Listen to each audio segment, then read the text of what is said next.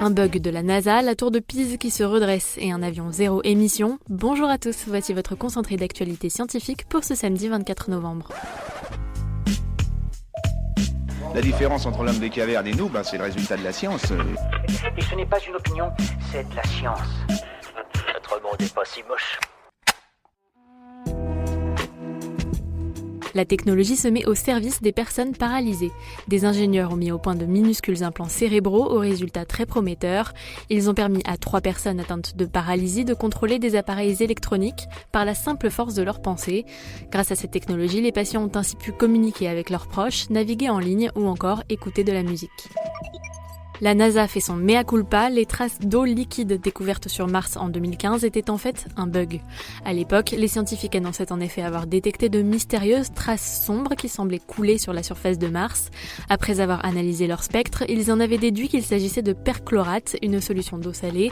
Il s'agissait en fait d'une erreur de lecture du logiciel de traitement des photos satellites.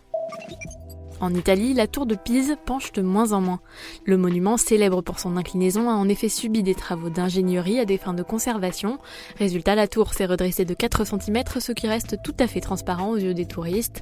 Les ingénieurs indiquent qu'il est improbable qu'elle se redresse totalement puisqu'elle n'a jamais été droite.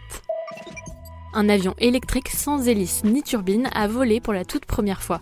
Mis au point par le MIT, il utilise en fait la propulsion électro-aérodynamique et vole donc grâce à un vent ionique. Totalement silencieux, il ne consomme pas de carburant et ne produit donc pas d'émissions polluantes. Une prouesse technologique qui pourrait donner naissance à des avions de ligne hybrides plus économes en carburant. Super, j'adore. Alors écoute-moi bien, je vais essayer d'être clair avec toi. Ouais, génial. Même en apesanteur, les cosmonautes fêtent Thanksgiving. Les 3 résidents actuels de la Station spatiale internationale ont pu profiter jeudi d'un repas typique à base de dinde, de purée de patates douces et de 4 quarts. Ils seront rejoints dans quelques mois par 3 nouveaux astronautes qui prendront leur relève. D'après une récente étude, le meilleur régime pour un cerveau en bonne santé serait pauvre en protéines et riche en glucides. Les scientifiques ont mesuré que ce type d'alimentation serait en particulier bon pour l'hippocampe.